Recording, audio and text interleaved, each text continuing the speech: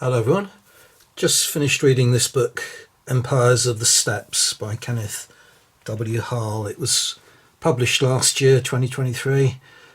I've really enjoyed reading it, so I thought I would do a sort of review of it. First thing to say, though, is that, as most of you will know, I'm a keen wargamer.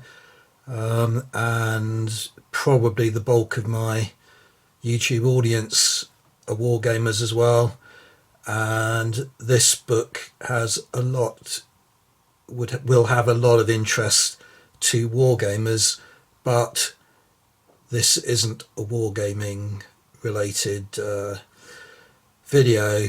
I'm not going to mention wargaming again. This is going to be a review of the book and a sort of brief discussion of the subject. Just to warn you, if you are approaching this from a wargaming viewpoint, that it probably won't be of interest, of much interest to you. Okay, so as I say, I really enjoyed reading this book, but at the same time, it has left me a little bit kind of frustrated and dissatisfied. So what I'm going to want to do is really to talk about the problems any historian will have when dealing with this subject and such a huge subject. And I want to compare it to another kind of epic subject, which is Edward Gibbon's Decline and Fall of the Roman Empire, which was written at the end of the 18th century. Now, they're both epic subjects, but whereas Gibbon's Decline and Fall of the Roman Empire is an epic work, this isn't an epic work by any means. It's a single volume, and on top of that, the actual text ends with an epilogue, and it ends on page 410. So that much of the book is glossaries, bibliographies, indices, that kind of thing. All the dealing with the subject is 409 pages.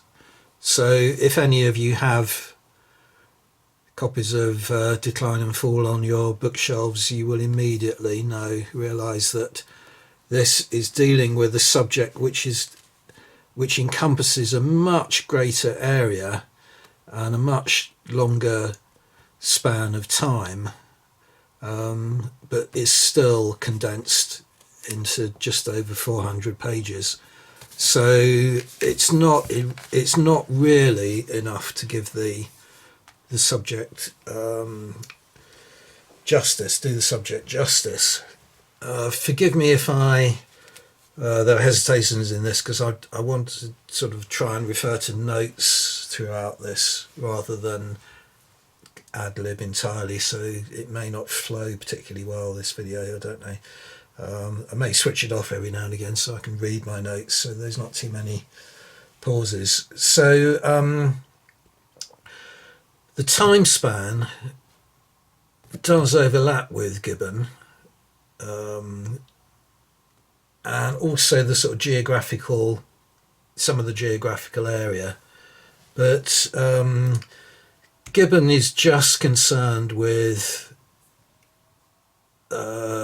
writing about the Roman Empire. So although his book is titled Decline and Fall, he actually begins the narrative with the reign of the first emperor Augustus, because the seeds of the fall of the empire were there right from the beginning. And certainly one aspect of the fall of the Roman Empire, which from Gibbon's point of view, he defines as including not just the Roman Empire but the Byzantine Empire as well, which was the sort of second Rome.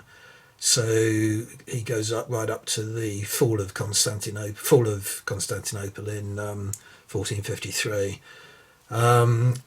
and part of a major part, you might say, of the contribution to the fall of the Roman Empire was the effect that nomadic tribes emerging from the steppes had on the disintegration of the empire, the structure of the empire. So Attila the Hun and the Ottoman Turks, both originating from the steppes and causing the downfalls of Rome and then Byzantium. So there is definitely an overlap, but Kenneth Harl's book has to deal with the entirety of the interactions of steppe tribes with empires. So he's not only discussing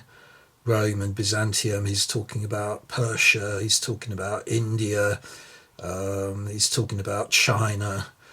So he has a far more to deal with in a much smaller in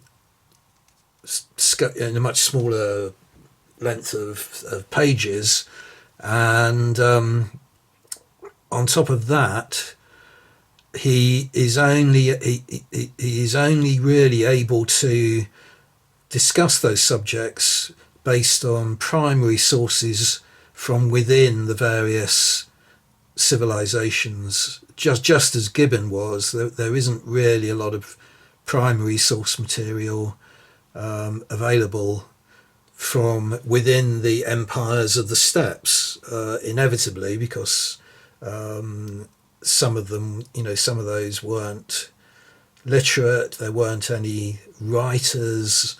The closest you have to a primary source is the secret history of the Mongols, which was written at the time of Kublai Khan in the 13th century, and is dealing with the subject of the rise of Genghis Khan and the spread of the Mongol tribes.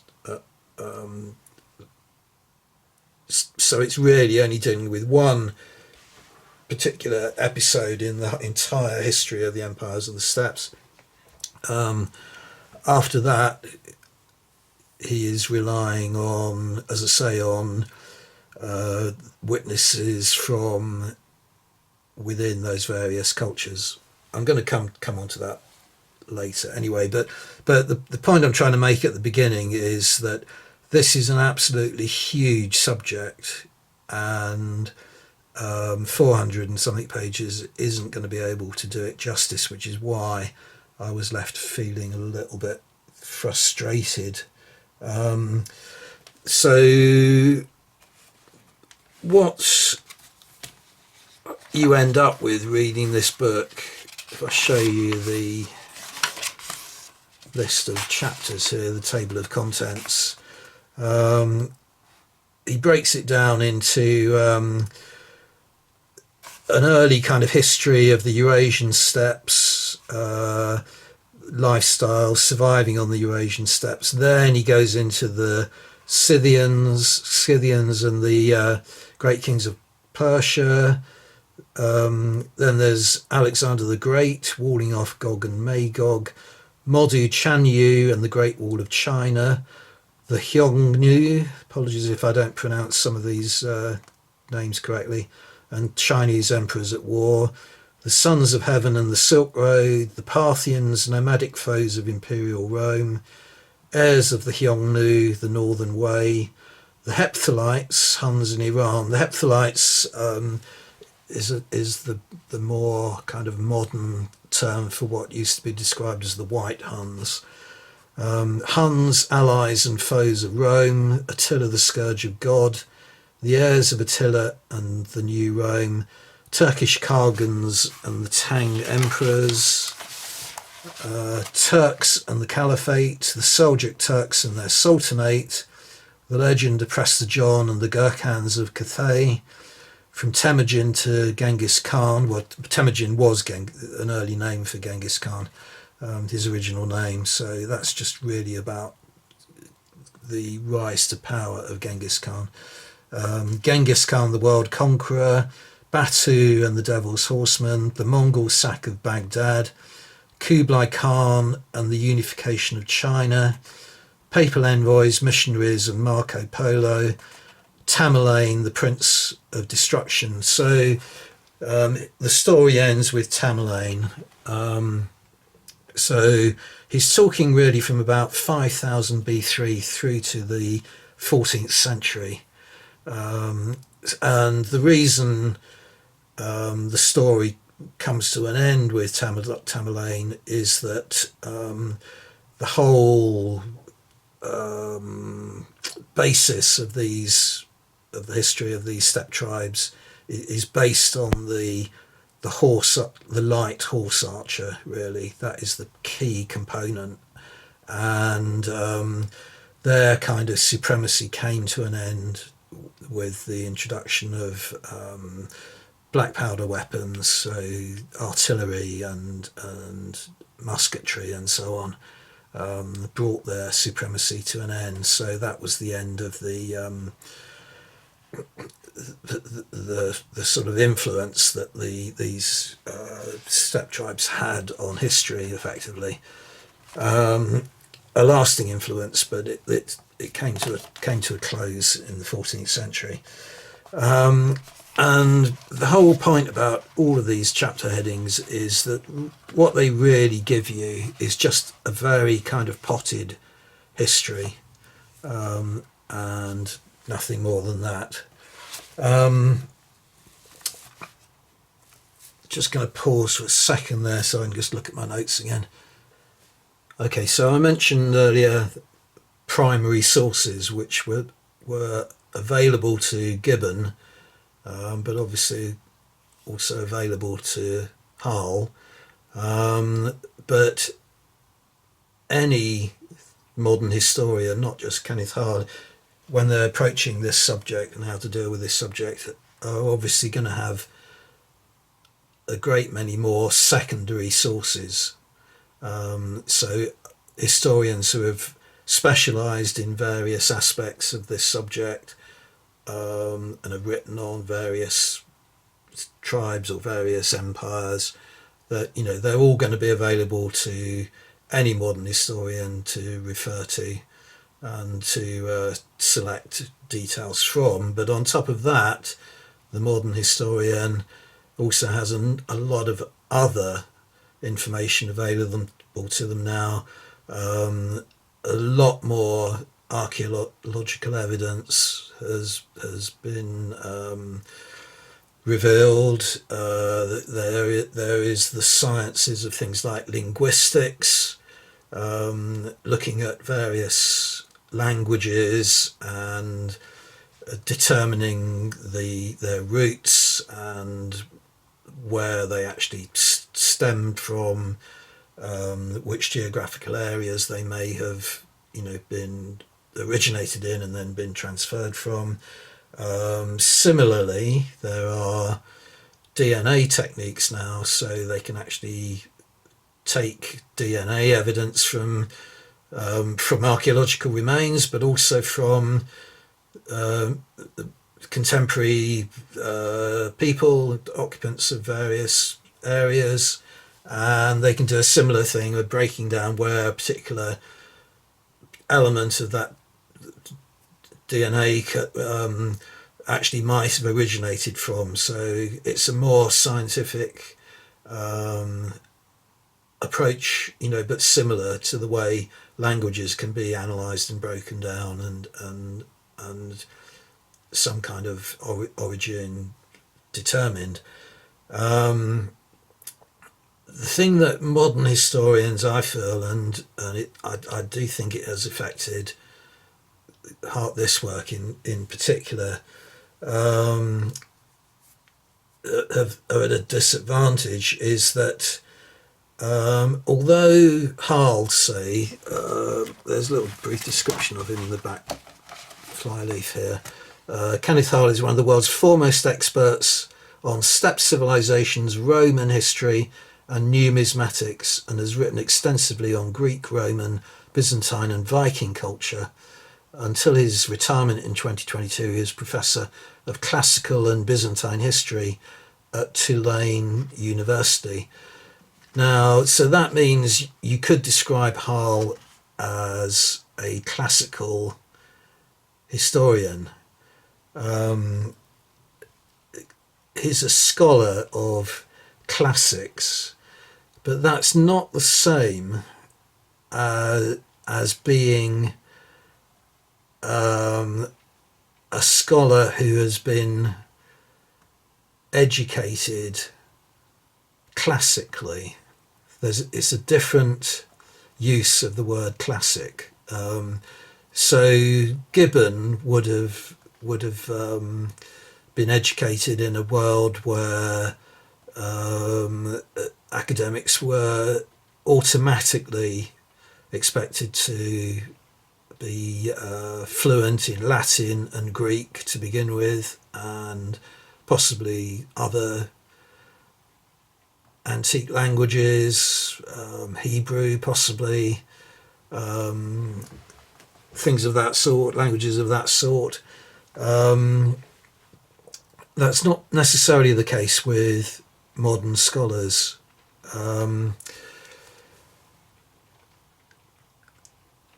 There's a difference. It's hard to kind of express really the difference, but Gibbon would have been steeped from school days in writers, Greek and Latin writers. Modern scholars would have to specialise in them at a later point in their academic careers. So it's not part and parcel of schooling. It's something that you'd have to go on to university to indulge in. What this work in particular is based on is a series of lecture notes that Harl gave for a subject on the subject of the Silk Road, for the online medium, The Great Courses, and he's expanded those lecture notes because it was a popular series of lectures. He's expanded that to include areas that he admits he's not a specialist in, and he's just sort of built them up from the skeleton. He's built this book up from the skeleton of those lecture notes. When something is when it is such a vast subject and you're kind of putting flesh on the bones of something like a series of lecture notes, you really need to engage the reader in a way that's not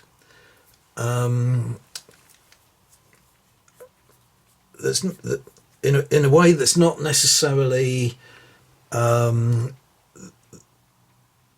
same as you would do on a video. Gibbon does it wonderfully because he's so erudite and witty. There's a lot of humour in Gibbon's work, and a lot of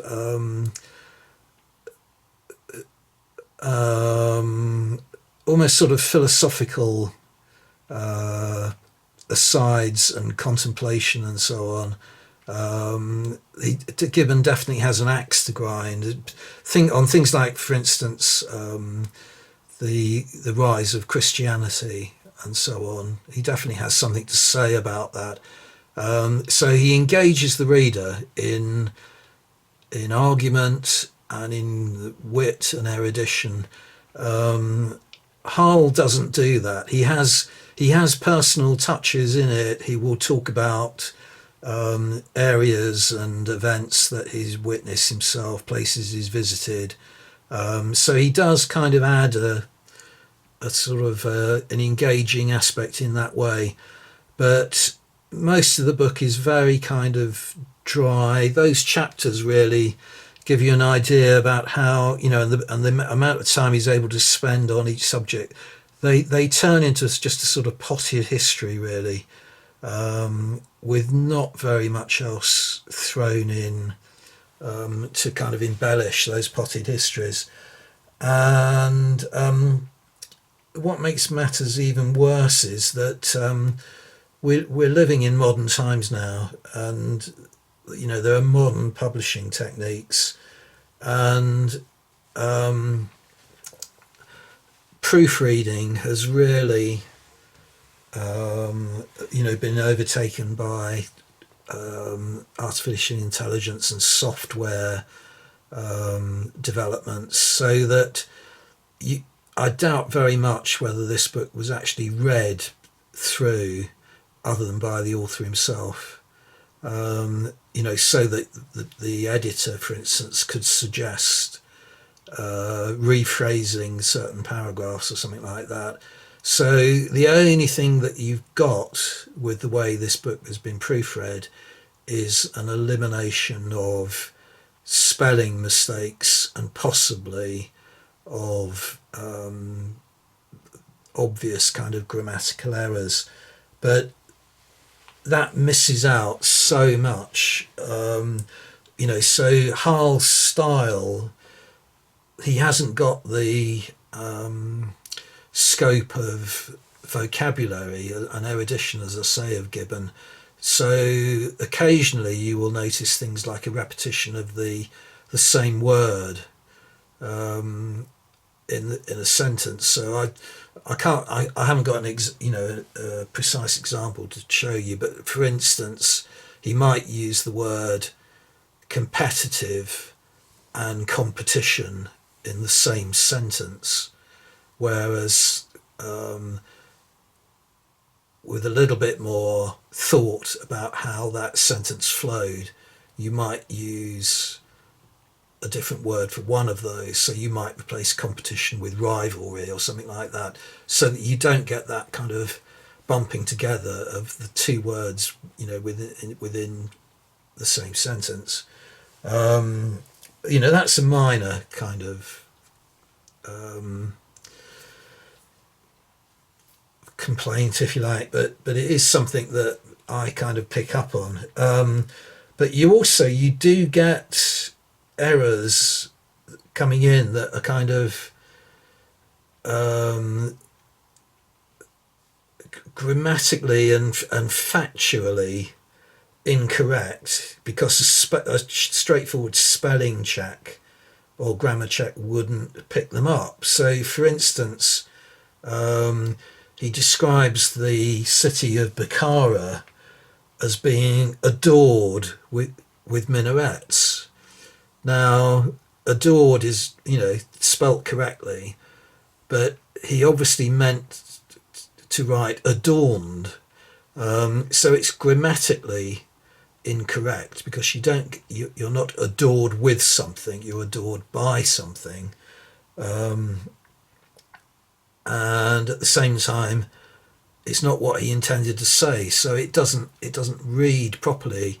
So that, you know, that's an example of the way all modern history, not just this, but all books nowadays have those kind of errors in them, and they do jar. You have to sort of stop. The reader has to stop and think, that doesn't make sense. Hang on a second. You know, what is he trying to say? Sometimes it could be misleading. Sometimes if the word means the opposite of the word that you intended to write, it's not easy to find a word where, you know, it can have two meanings. But I think you know what I mean. I think I'll stop talking about that. But the other thing that spelling checks don't do is correct for dates. And in some, I did spot in some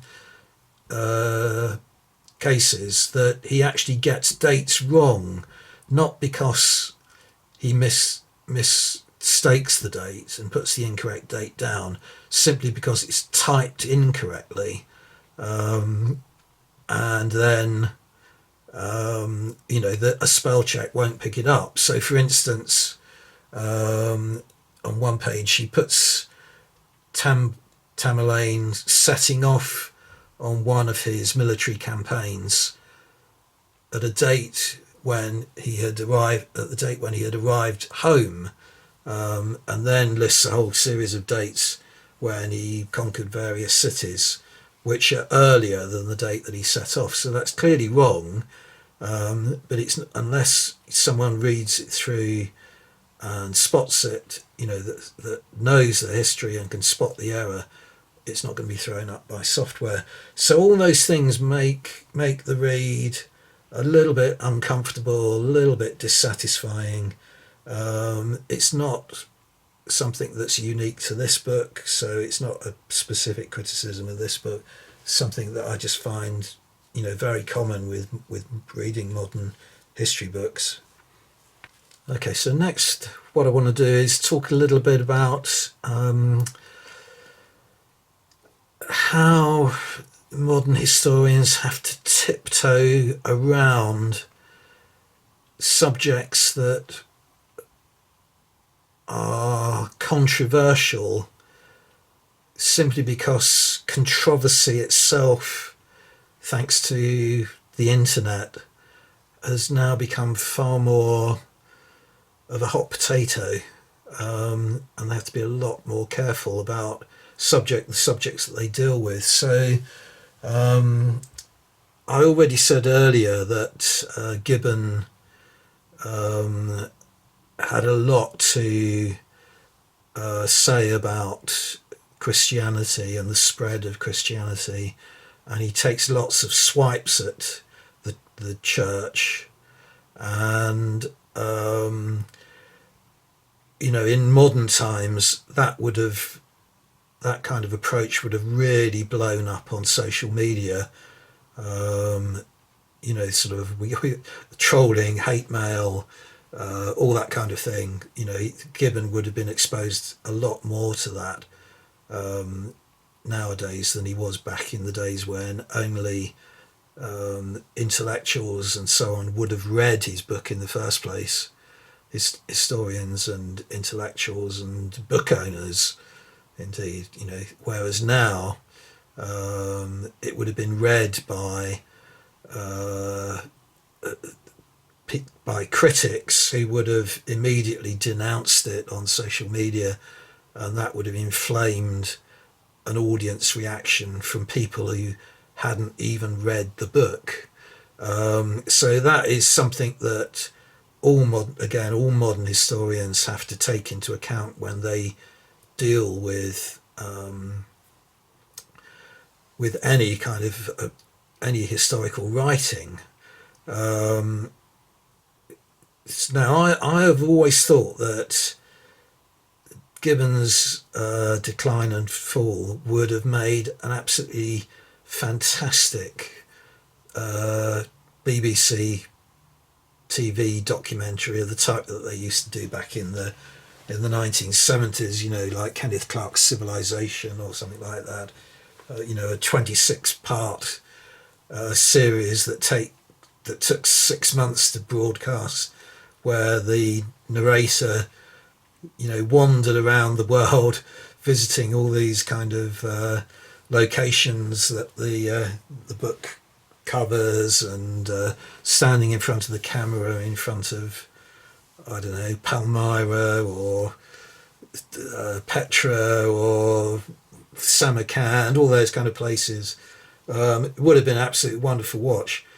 Again, nowadays that just isn't on the cards. No TV station has the budget to do that really anymore, to spend that amount of money taking camera crews and commentators and narrators around the world, for an extended kind of period and for covering a massive area. So you're not going to see that now anyway. But also, a lot of the areas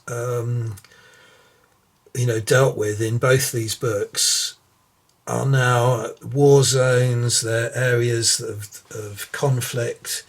They're nations that are ruled over by extremist regimes, by dictators.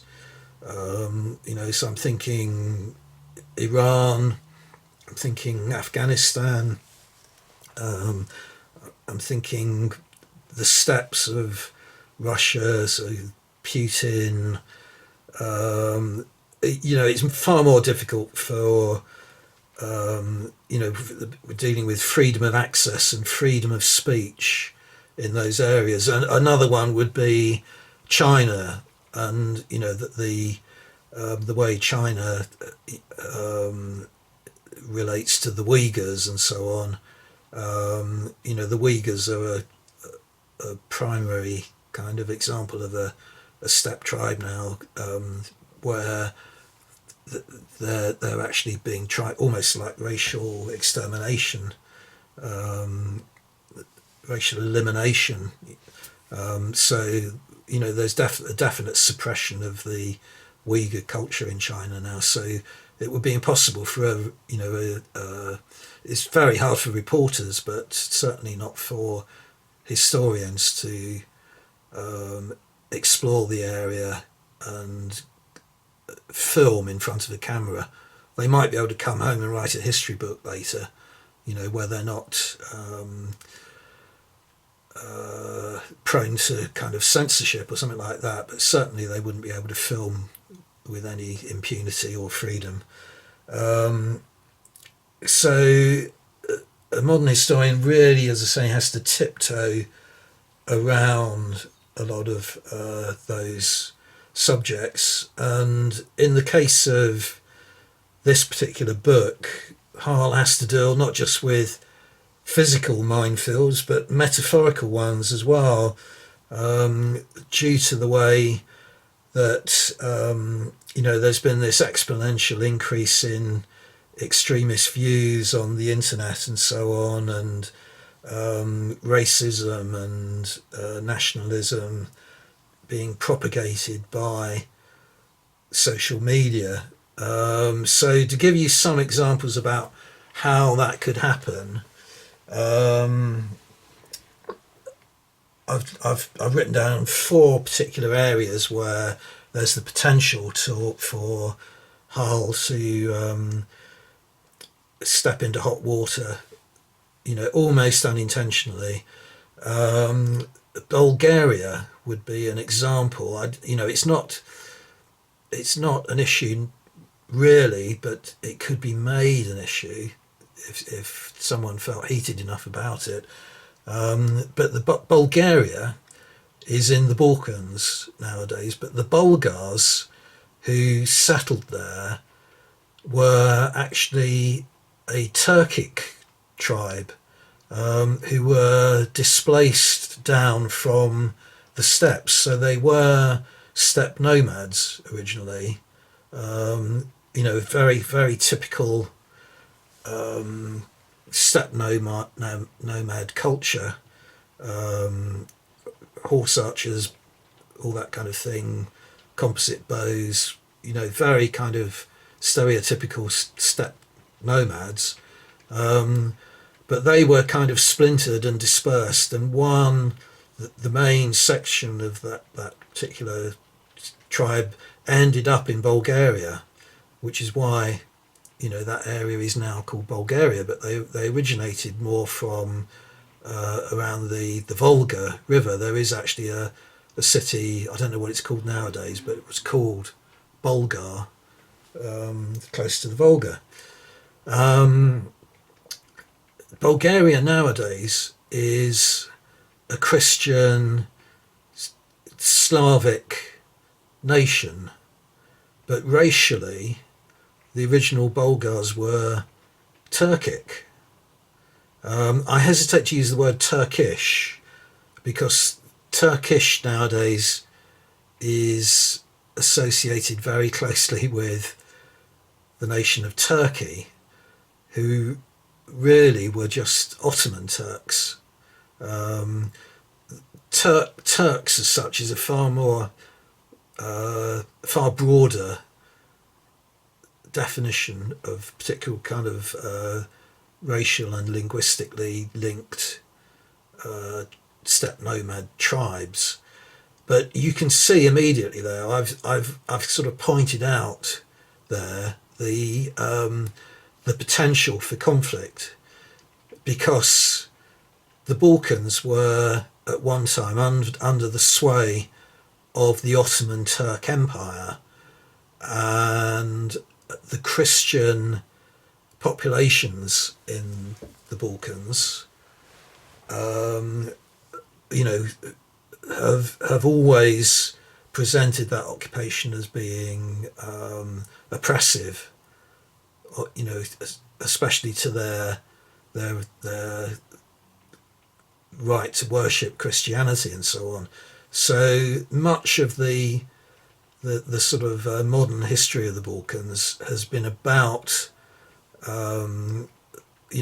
freeing themselves from the Ottoman Empire, restoring the Christian faith in the country, in their various respected countries, and to point out to modern day Bulgarians that they had a sort of common origin with the Ottoman Turks. It could be misinterpreted. It could inflame opinion on social media. To my knowledge, that hasn't been the case, but there is the potential for that, spark to ignite. If it were to be discussed, or someone with the kind of extremist views were to begin to kind of spout off on social media. So that's one example. Another example, which I raised earlier, was the Uyghurs. The sort of Chinese attitude to the Uyghurs now is, that they're being reconditioned, they're brainwashed, forced into camps and re-educated and worked almost as slave labour, and there's a very determined effort on the part of the Chinese state to eliminate the Uyghurs as a national identity within the borders of the current Chinese nation. So that is, without doubt, a controversial issue. It makes you wonder whether this book would be published in China. I doubt it. Another area is India, with India now kind of developing into a very Hindu-dominated nationalistic state, with a kind of right-wing Hindu party in control of the nation. The White Huns, who I spoke about earlier, did extend into India and were probably the nation that is dealt with in the Mahabharata. But you immediately get a problem there with modern day historians in India would deny that any aspect of their religion was brought into India.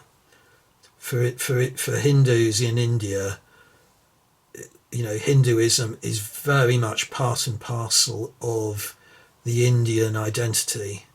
The Hindu gods were born in India, and any suggestion that the religion or sort of proto-Hinduism was brought to India by the White Huns would be immediately dismissed. So again, you will get pseudo-historians and extremists jumping onto, books like this, jumping onto authors and historians if they made any such suggestions. So there's a kind of active censorship going on, from social media in that respect.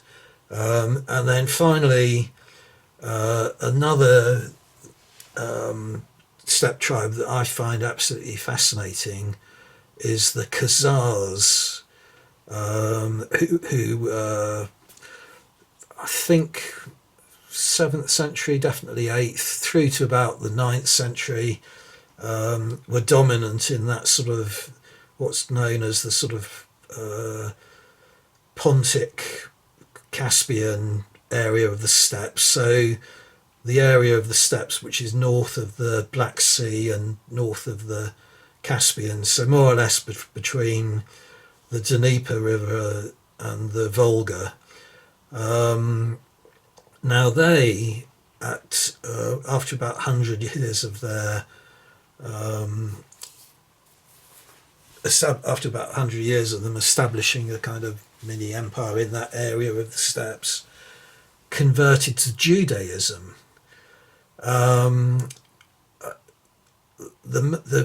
The sort of conjecture, the reason they did that was that they were kind of caught between two conflicting religions. You had Christianity from the Byzantine Empire, and you had Islam and the Muslim faith of the Caliphate in Baghdad, and they were kind of they risked aggression from both of those empires, by converting to either of the two respective religions. So that it's been suggested that they picked Judaism in order to kind of maintain a sort of neutrality. Whether that's correct or not, is irrelevant. If they did, but it immediately, in modern times, causes conspiracy theories, all kinds of kind of anti-Semitic kind of issues on social media. The reason being that the Khazars kind of fell in the end. Their empire crumbled, and it was mainly due to pressure from the princely states of Russia. That was the main reason. There were other intrusions onto their land as well. And what happened to that Jewish faith? When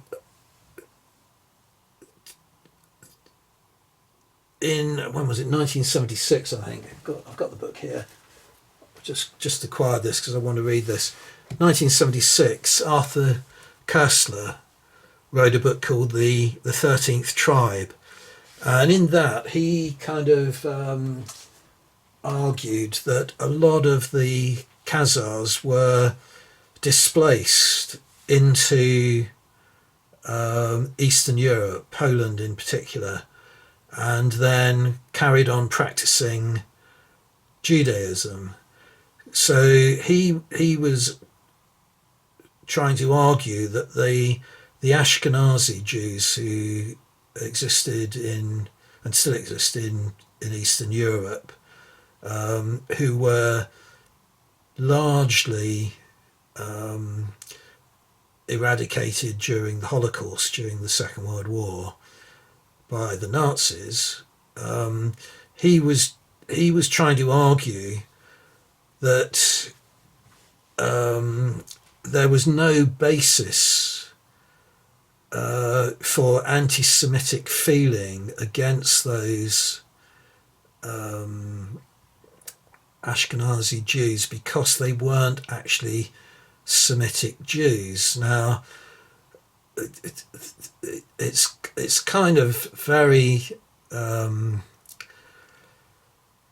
odd argument, because to say that, it's almost like saying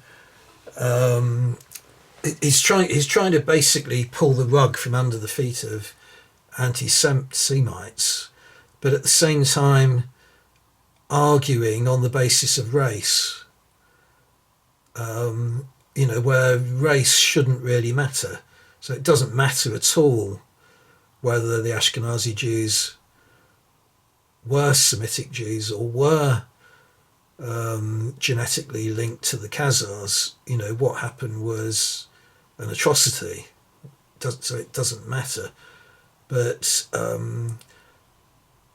Kirstner's trying to kind of argue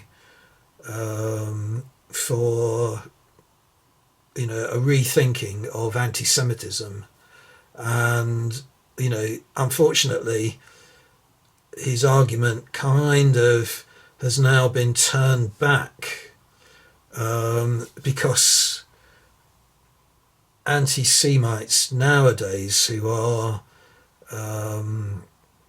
opposed to the state of Israel are using the arguments against the case for people who have been displaced from Europe,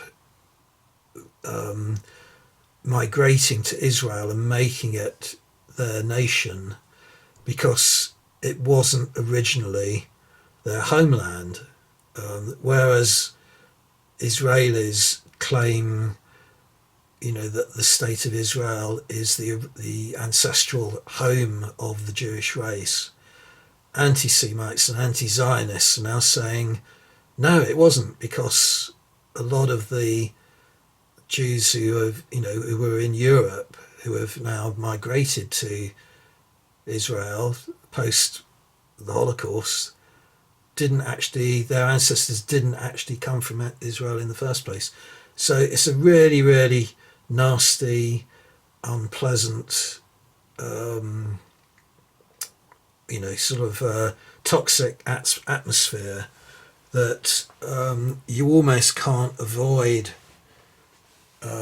stepping into if you deal with the subject of the Khazars, who were a very kind of important element of the steppe tribe's history, for a couple of centuries back then. So that's just a few examples of how modern historians are straitjacketed, really, and it's very difficult to get to the truth when people's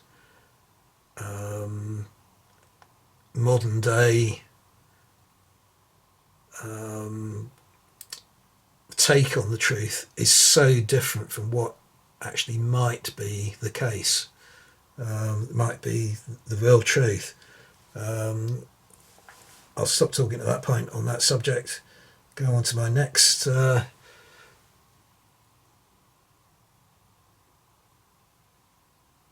thoughts on this book. Okay, now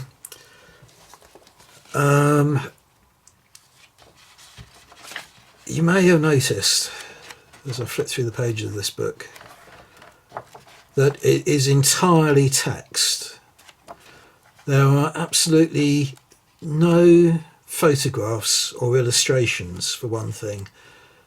In some cases, in a lot of history books, photographs and illustrations sort of dumb down the text. They make for an easier read. I've got nothing against that. But, you know, that could be an argument for not putting illustrations or photographs into a book. In the case of this book, I would say that photographs and illustrations are essential. To give you a couple of examples, I pointed out earlier, I read to you earlier, that Harl is also a numismatist. He's written a couple of books on, there you go, also by Kenneth W Harl, Civic Coins and Civic Politics in the Roman East and Coinage in the Roman Economy. Now, some tribes, once they'd sort of settled into a particular area and begun to reign as a sort of pseudo kingship qualities in their own right, certain rulers did mint coins, and Harl uses an example of one coin as being the first illustration, the first portrait of a steppe ruler known to the world. So he describes it, but why not show it? Why not have a photograph of it? Makes it far easier for the, you know, and it would be interesting to see. You know, so I really missed having photographs. Also, you know, I was talking about modern archaeology and the things that have been revealed.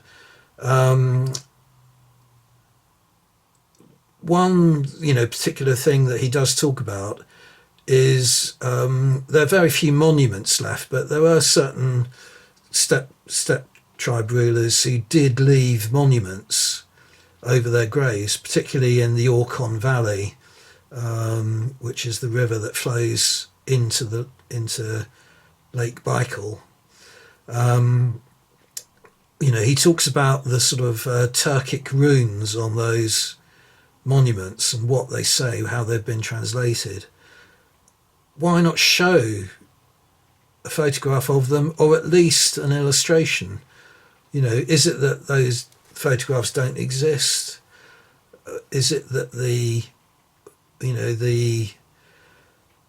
runes are kind of copyrighted in some way by one particular academic? Again, I don't know, but I really miss just having them there, seeing them as an example of you know, what he was describing in the book. Lots of other things like that. This book really could do with photographs and illustrations. One thing that absolutely it should, I think, is absolutely essential to this book, which it lacks, and again is why, you know, I was left feeling slightly frustrated with it, is a lack of maps. He you know, he deals with such a wide geographical area and talks about so many places, you know, and it would have been really helpful to have maps. It would require a lot of maps, but have maps showing the extent of the domination of a particular tribe over a particular time, the cities that they conquered, the settlements that they laid down that then turned into cities, you know, where they were. The geography actually changed to a certain extent as well, you know, as time went on. The River Oxus, you know, it's widely known now that, you know, due to earthquakes and avalanches and what have you, the river has often been diverted and changed its course, and older settlements died out and new cities were born and so on.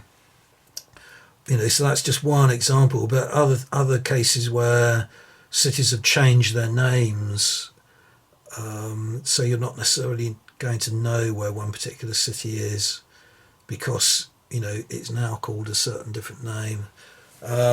Yeah, I really missed having maps in here. As I say, it needs lots of maps, so it would have been a major undertaking. But again, it's partly down to this business that this book is really just a fleshed out series of lecture notes, and probably the lecture, you know, the great courses I'm imagining now probably use a lot of stock images as a backdrop to their lectures rather than having maps drawn specifically for that lecture series. So yeah, definitely a criticism of the book, that. So what you get, as I say, is the chapters just end up as potted histories without anything else to refer to, without any pictures to look at, without any maps to refer to, and it does make the reading of it a little bit difficult. It can be hard work in places to maintain attention and so on. So I've made a note of. I could have done this for virtually all the book, but I was thinking of reading you one or two paragraphs from the book so that you can get an idea of the style of writing and the way you're kind of bombarded with dates and facts and names of people and places that in the end kind of make your eyes glaze over almost. So I'm going to read just one example of pages 201 to 202. It's quite a long paragraph, but and excuse me again, as I say, if I mispronounce a lot of the words or read this poorly. But again, that is partly down to the way Harl, the grammar that he uses, which is not kind of doesn't slip off my tongue too easily. But here we go. In 590, the Emperor Maurice Tiberius gained an unexpected opportunity to reverse the strategic situation in the Balkans. The young Sassanid Shah, Khusrau II, named after his illustrious grandfather and rival of Justinian, appeared at Constantinople and pleaded for assistance against the usurper, the popular general Bahram Chobin, who had defeated the Hephthalites and then seized power in Ctesiphon. Maurice Tiberius furnished men and money, whereby Khusrau regained his crown at the price of concluding a treaty favourable to Constantinople. The Emperor Maurice Tiberius thereupon transferred his field army to the Balkans and waged a methodical war of pacification against the Avars for the next 10 years. The parsimonious emperor drove his army relentlessly, withheld pay, and in the winter of 601 to 602 ordered them into makeshift winter quarters on the dreary Hungarian steppes.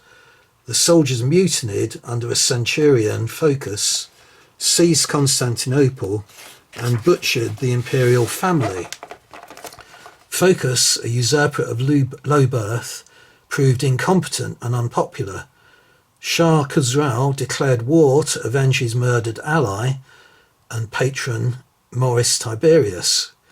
Khusrau soon shifted from revenge to conquest when the disaffected Monophysites, Christian sectarians who were the majority of the population in Roman Syria and Egypt, welcomed the Persians. The Avars resumed their attacks, and by 610 the Roman Empire of the East was on the brink of collapse. Heraclius, the son and namesake of the elderly popular governor of Carthage, was invited to rescue the beleaguered capital. In the autumn of 610, Heraclius and the imperial fleet appeared in the Bosphorus. Soldiers and citizens rebelled and slew Phocas and hailed Heraclius as emperor, In the next 25 years, Heraclius pulled off the greatest victory of any Roman commander in Rome's 7 centuries of conflicts against the Parthians and Persians. It ended in the overthrow of Shah Khusrau, an unconditional surrender of the Persians, who restored occupied provinces, captives, and the True Cross, which followed Heraclius in his triumphal entry into Jerusalem on his march back to Constantinople. So, that is just an example. Some of those names that I read out there never get mentioned again in the book. Some do, some don't. And he's dealt with, 20 years of history from 590 through to 610, when Heraclius becomes Emperor of Byzantium. 20 years of history in one paragraph, just in one small area of, but he's drawn in Carthage, the Avars in the Balkans, the Persian Empire. It just, as I say, in the end, you just have to allow it to wash over you.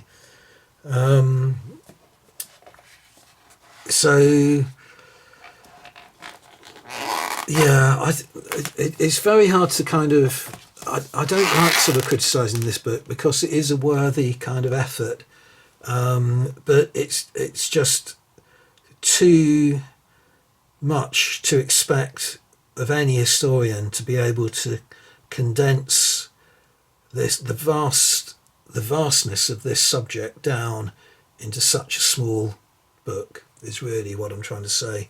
And you notice it in the writing and the way those, everything is just reduced down to bullet points and a potted history, rather than kind of really expanding out into describing what is an absolutely thrilling and wonderful subject, and the dangers of doing that, without provoking too much controversy in the modern world and the modern climate.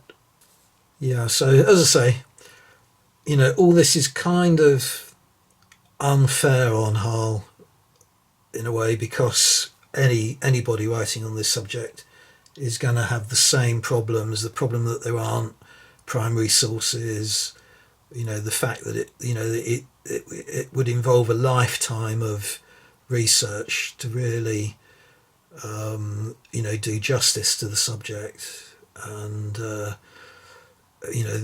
this book really strikes me has been written just as a sort of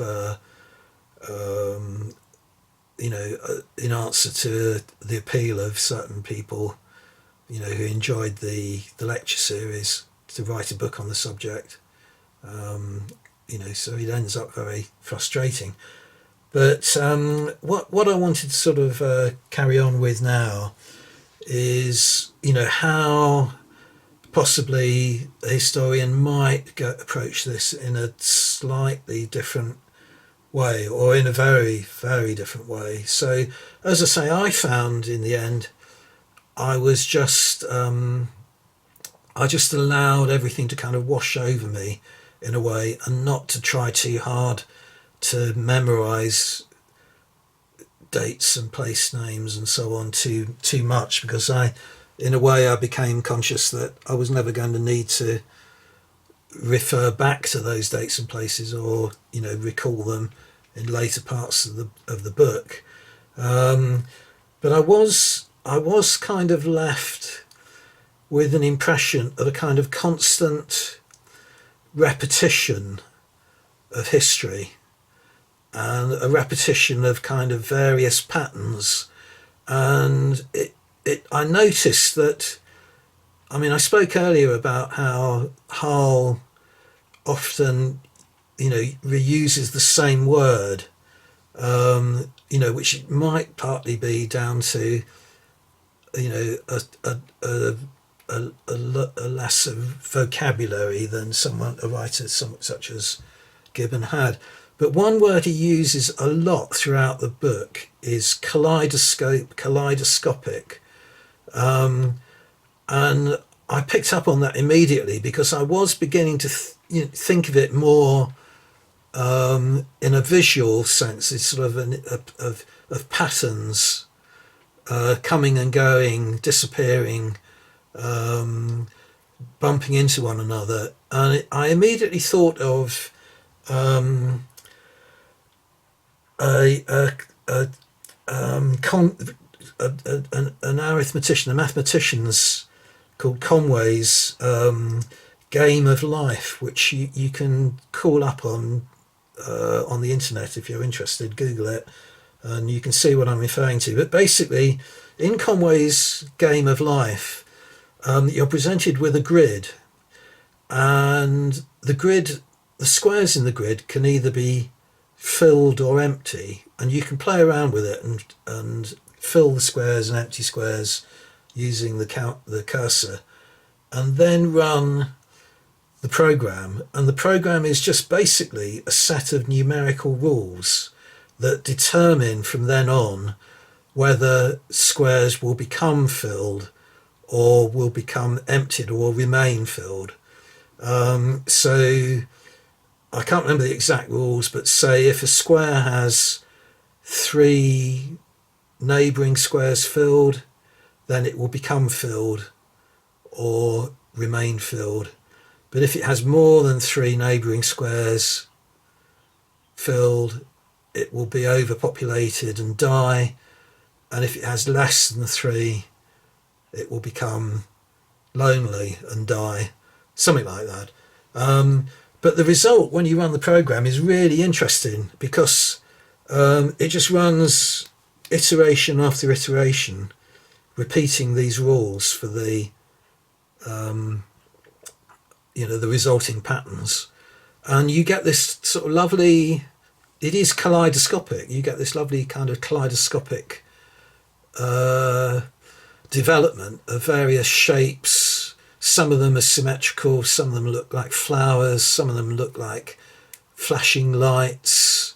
There are even some that look like little arrows that have a life, seem to have a life of their own, and will move across the screen.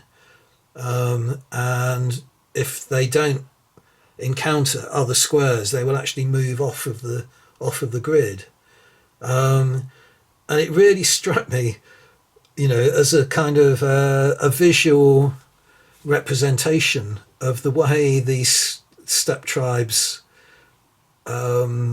sometimes sprang up, sometimes didn't last, sometimes were incorporated into other tribes, sometimes moved off into the the adjacent areas, and then knocked into other little patterns and affected them.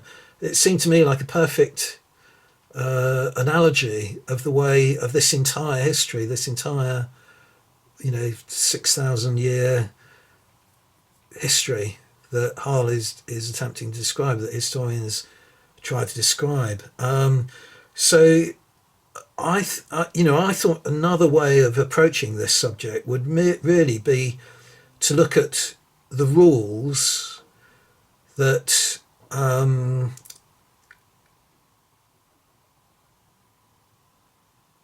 the steppe tribes were having to obey, that forced them into behaviour that ended up in the history that ends up in the history book. So what I should have been doing by now is, in the backdrop to this, showing you an example of Conway's Game of Life, and I was sort of playing it for about half an hour. But what I'll do is have that on in the background and talk a little bit about just certain elements, certain things that would apply rules to the, would force the steppe nomads into particular forms of behaviour. So first thing, grass. I mean, that is the absolute kind of geographical imperative of this entire area that stretches all the way from northeastern China right the way along north of the the Silk Road and through Eurasia into Europe and right up into down into Anatolia, but also up into present day Hungary, but then kind of ends because you have sort of a more kind of settled and urbanized areas, wood and definitely forested areas that it meets, and north you have the forests of Russia and then the tundra. So there's a sort of a huge corridor of grassland. So that determines then how people live in that area. And of course, the main way of living was a nomadic one, where people would migrate with their flocks of sheep and goats and so on, and would basically have to travel to keep their flocks pastured, and they were surviving off of their flocks and very little else. No wood, to build permanent homes. Permanent homes would have been of no use to them anyway, because they would have had to have left them. So they're living in kind of tented surroundings and living mainly off of the flesh of their flocks and the milk of their flocks and so on. So the grass is really important. The next major element becomes the horse.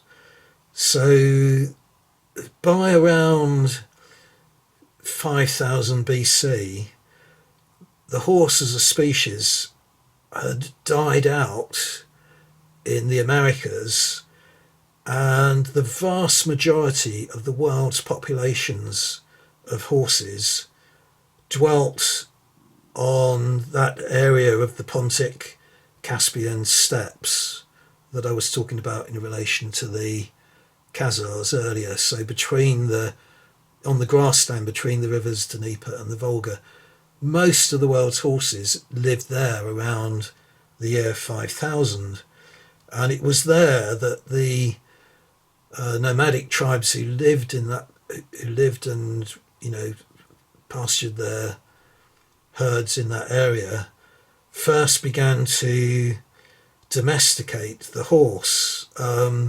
First off, simply as a food source, so it was an alternative supply of meat and milk and so on to their usual diet of sheep and goats and what have you. But then they began to actually ride the horses, and again, the first use of the horses that they made was to herd. They could keep up with their flocks and herd them far more effectively on horseback than they could do on foot. And they were also able to use the horses to scout ahead of the flocks, to identify the best areas of pasture. So it was only later that they began to breed the horses to actually try and bring out certain characteristics of the horse that they could then make use of. The first one was to use it as a draft animal.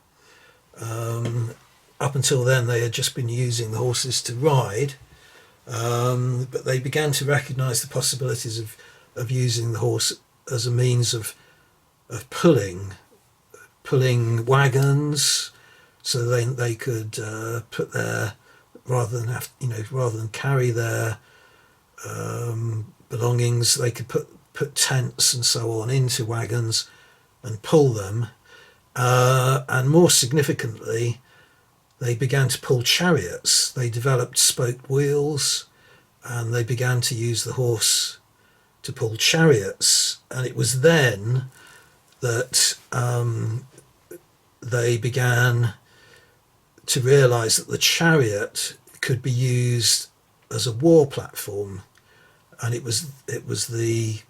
spread down into the Middle East, into ancient cities like and so on, and along the Sumerians, that kind of culture, along the Euphrates and the Tigris. So there you have the beginnings of an indication that the steppe tribes could cause have a sort of military influence on neighbouring settled communities and civilizations. It then developed into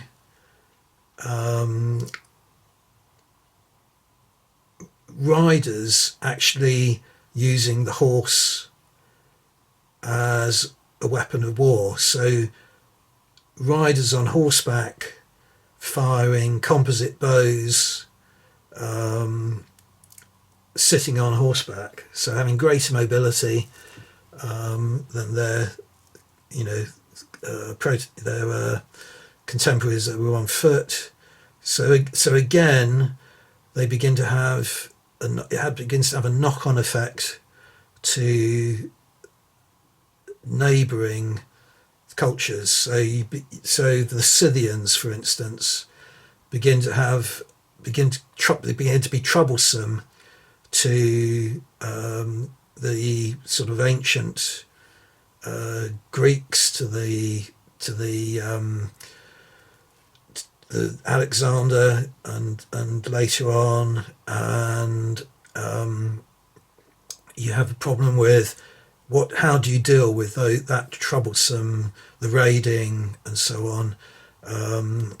The nomadic tribes were happy to trade, but they were also quite happy to take what they couldn't trade, and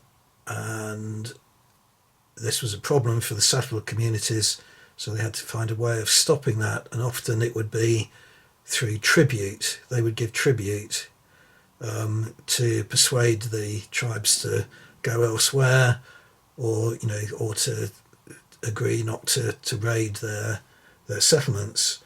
Then you get the development of metallurgy, and a lot of the areas controlled by the steppe tribes, a lot of areas on the steppes, were also rich in metals. So it's the steppe tribes who develop the stirrup, and who develop not metal saddles but wooden saddles. So it exponentially increases the effectiveness of the horse archer. They're able to control the horse far more effectively whilst using both hands to fire, to shoot their bows. They're able to remain on the horseback because of the saddle. So the horse archer becomes a really important aspect of steppe nomad culture from then on, right through to the age of Tamerlan and beyond. So I mentioned trade earlier. So trade was very important for both the nomads themselves and for the civilizations that they encountered. The nomads were interested in more of the sort of items that they couldn't obtain or couldn't manufacture themselves. So silks, pottery and glassware, finished goods, that kind of thing. And in return, they traded horses, because especially in China, the Chinese were beginning to realise that they had nothing to counter these horse archers. So they wanted horses in, themselves, so that they could develop their own armies of armoured troops on horseback, but also horse archers, furs, and also, very importantly, slaves. I'll come back onto slaves later, because that is another important kind of rule, imperative, if you like. So you can see how all these, what I'm describing as rules or imperatives, are beginning to kind of interact with one another, but change behaviour, but also interact with one another. So the horses, in particular, become incorporated into the trade, and they also the whole aspect of grass comes into it again, because the Chinese found it impossible to breed their own horses, and the reason for that is that the grassland in China is really poor quality, particular in terms of the mineral selenium. So breeding useful horses in China was very difficult, and they had to trade. They had to trade in order to acquire horses. A particular horse or an area of the steppes, Fergana, became notable for the quality of its horses and its ponies. The Fergana horse has a characteristic of bleeding when it's sweating, and that's probably due to a parasite, or sort of parasitic action that's sort of endemic in the Fergana horse population. But these sweating Fergana horses were particularly sought after by the Chinese, and in the terracotta warrior pottery, the warriors that are on horseback are actually that horse that they're on is in the shape and appearance of a Fergana horse.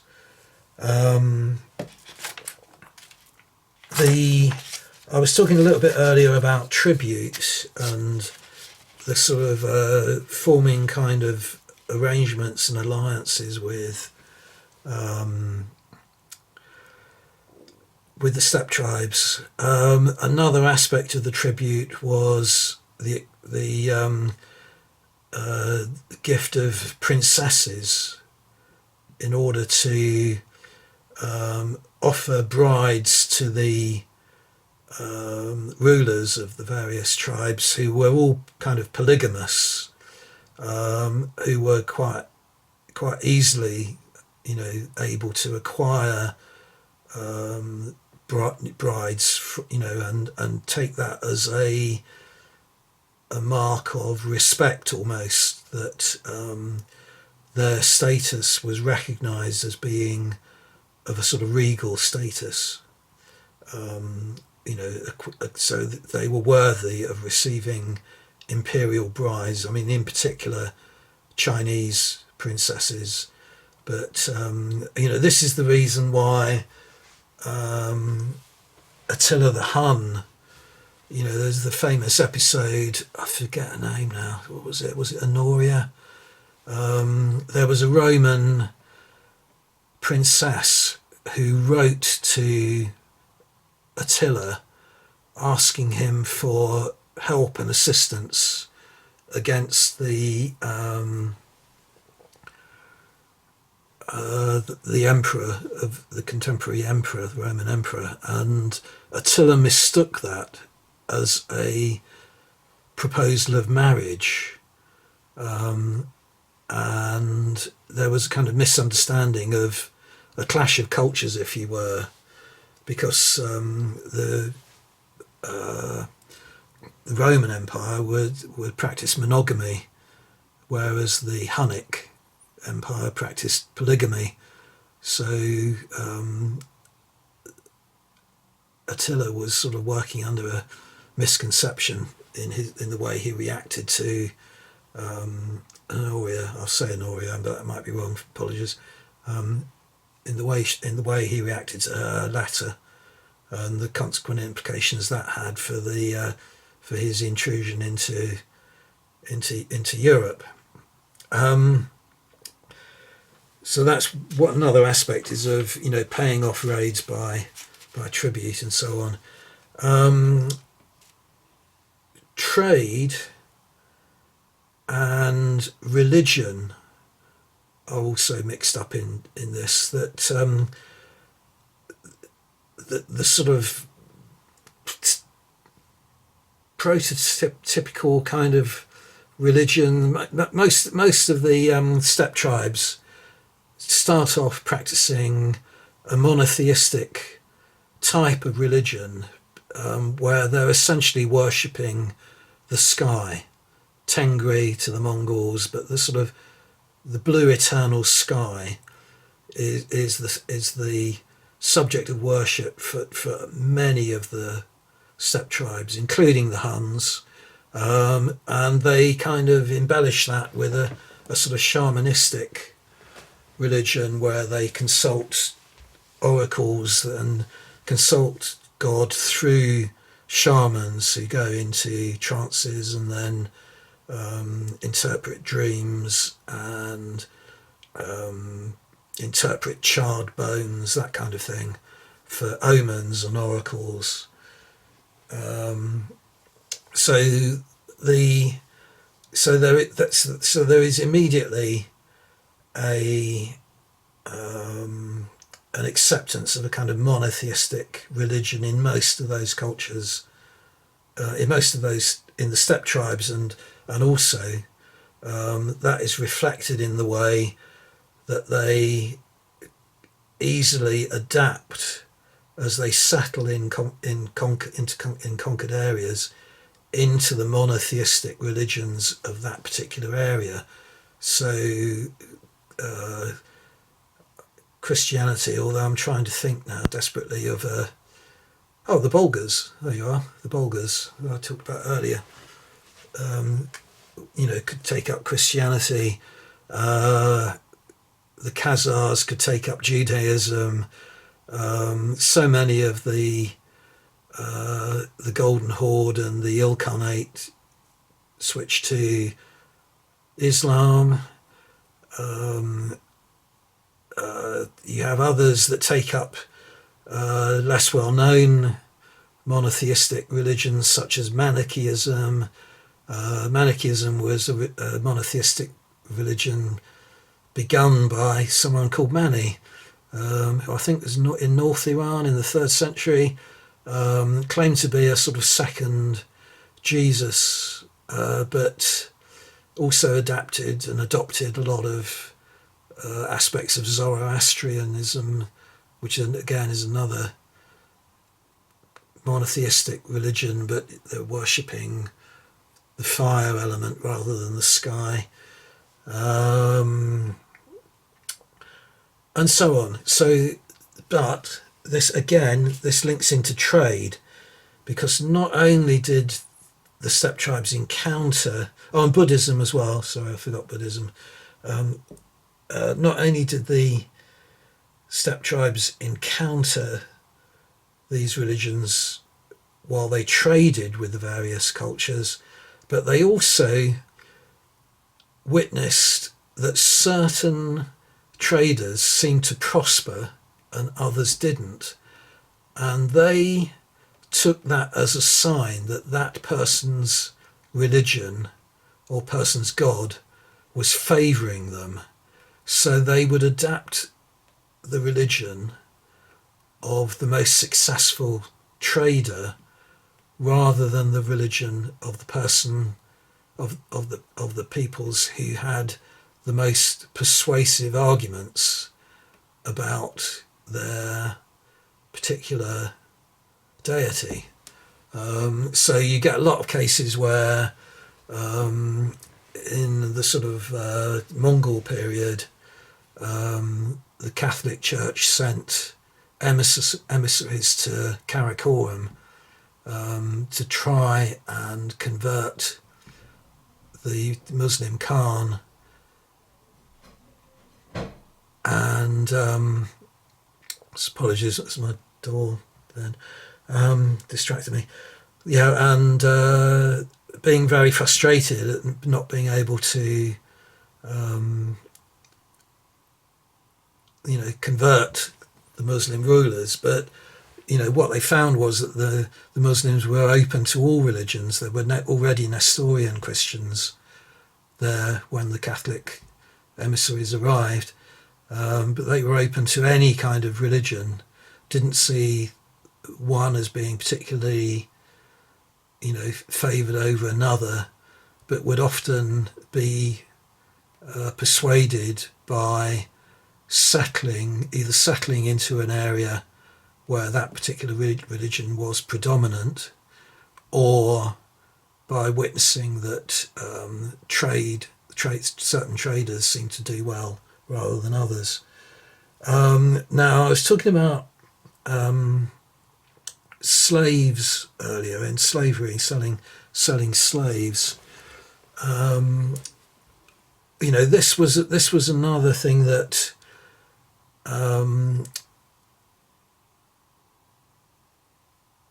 sort of stirred up the kind of turmoil, that existed on the plains, that the steppe tribes were constantly at war with one another for a variety of reasons, but capturing people who could then be sold on as slaves, and also not just raiding, neighbouring tribes, but raiding into the forested region where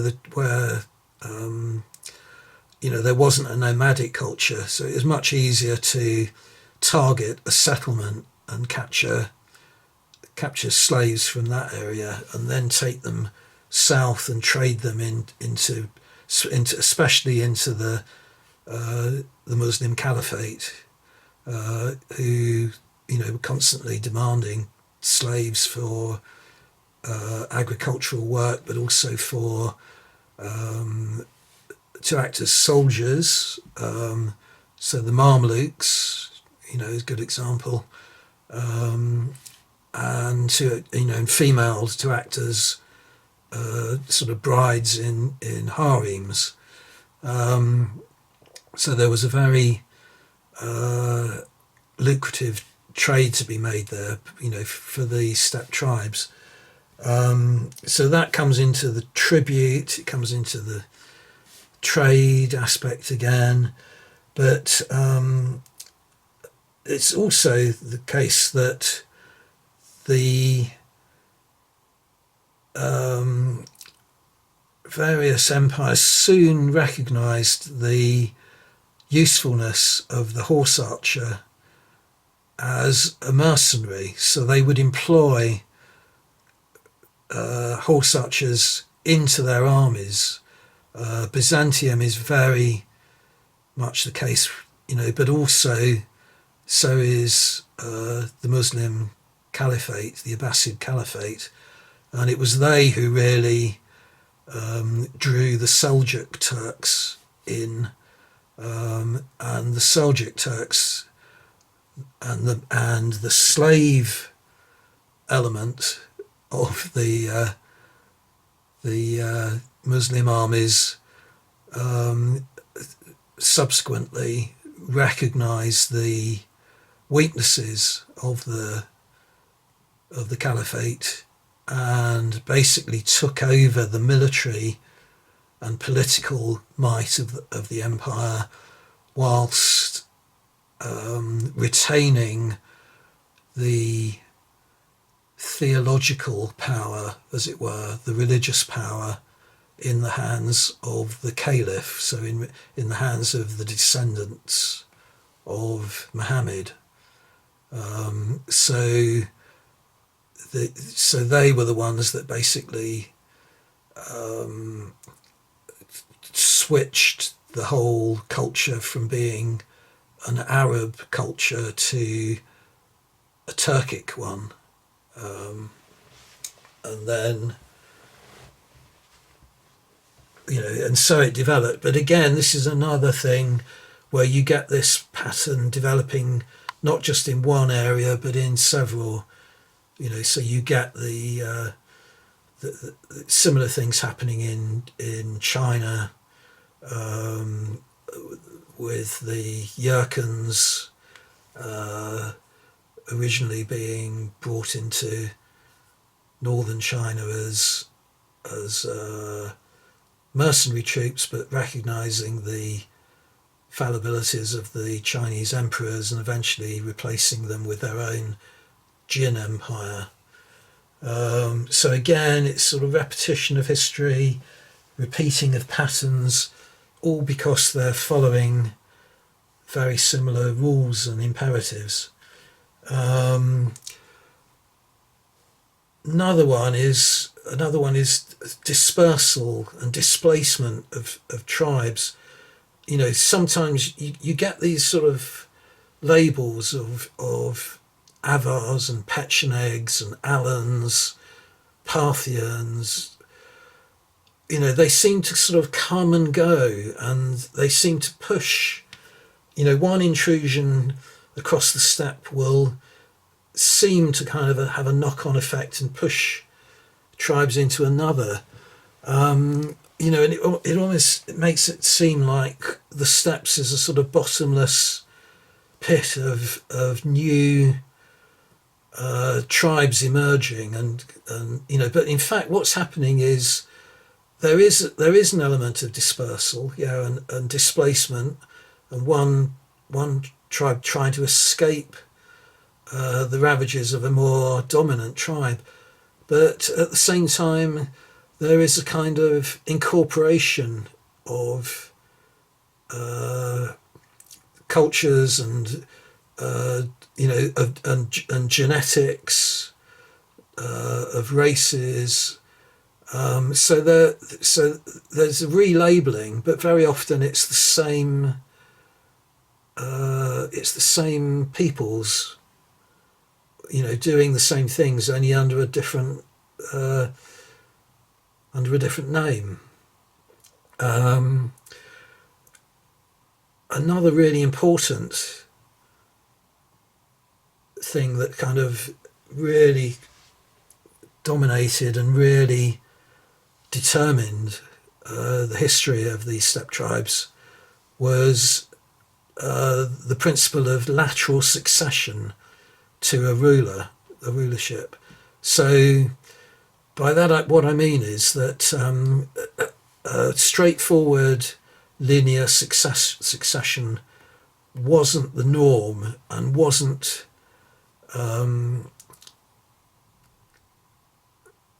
kind of thought of as the best way of determining who the successor to a deceased ruler should be.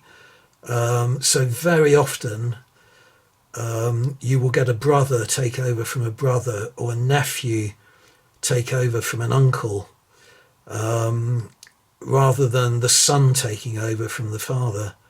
And that was quite legitimate and often uncontested, because it was seen as the natural way to survive. The strongest ruler had the best chance of uniting various clans and various tribes, and gaining tribute from neighbouring powers. And that was another thing that I forgot to say about the tribute, that the tribute wasn't necessarily retained by the person, the ruler that it was given to. That ruler would distribute it to his family, to other heads of other tribes, and so on. So by adopting the principle of lateral succession, accepting the principle of lateral succession, people could be better guaranteed that they would continue, their tribe would continue to receive tribute, and that it would be shared out. If a young boy of 9 or 10 took over, then the local empire, say China, wouldn't regard that person as a threat, and the tribute would cease. I mean, a classic example of that happening was the young Temujin, whose father was poisoned by a rival clan, and he was immediately, Temujin was, and his family, his mother and his brothers were immediately abandoned by the tribe, or most of them, who went off to follow other stronger rulers, and that wasn't callous or anything. It was just recognised as the way that people could survive. So it was normal. It was normal practice. So lateral succession, very important. I mean, other things, that mattered was languages, beginning to sort of be sometimes words being incorporated into other languages. So as the tribes collided and mixed and so on, some certain languages would predominate. It's what I was talking about earlier about the linguistics, it being possible to follow the linguistics back in the same way it's possible to follow how genes became mixed. But in language, you also have writing. Now, a lot of the steppe tribes didn't have writing. They had earlier, very primitive forms of writing, like runes in some of them. So I mentioned those Turkic runes and so on. But then, only later, you then get in order to have writing, you have to have alphabets, and alphabets that were more pictorial, like the Chinese pictograms, like Chinese writing. Could be the same pictogram can have the same meaning in two different languages. So then all you need to do is have an alphabet that allows you to spell voiced words that don't exist in pictorial form. So, I don't know, I'm trying to think. It's conjunctions, for instance, indefinite articles, which some languages have, some don't. So if your language does have words like the and but, you're going to need to be able to spell them if you want to put them into writing. Sometimes languages, the word is recognised by its context, rather than by it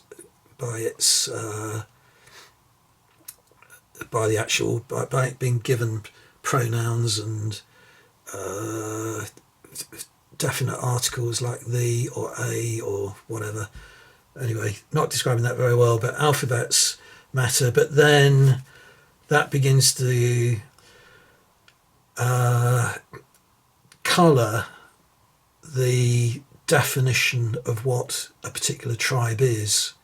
So a tribe can be described by its, not just by its race, by its genetics, but by the language that it's using, and by the culture that's adopted, by the religion that it's adopted, and then this is how different labels and appendages can become affixed to certain tribes, rather than them being being a new tribe that's just suddenly seems to have sprung out of nowhere. But I should have mentioned earlier as well, on that subject of lateral succession, that it wasn't necessarily the case that a succession would always be undisputed. You might have two equally strong candidates for the for the crown, as it were, and then that would degenerate into a civil war. So that would often result in the collapse of quite a powerful empire soon after, it had established what was seen to have been an all-powerful, empire. So Attila the Hun, for instance, it wasn't the vast sort of area that he held control of seemed splintered into lots of rival and conflicting areas.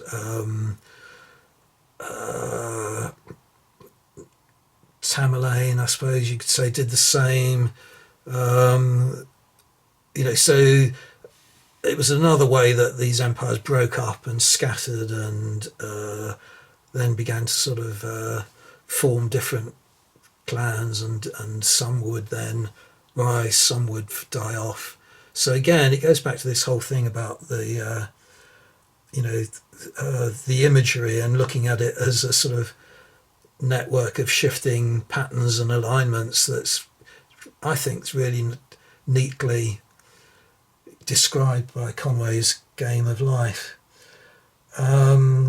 Anyway, I think that is enough. I've gone off the subject of this book, really, but it's partly what I wanted to do. I wanted to discuss the whole subject of the book and the way it can be dealt with by modern historians, and the way that Kenneth Harl is really, been straitjacketed in the way that he has had to approach this subject. And it shows in what is actually done. But it's absolutely, I think, absolutely fascinating subject.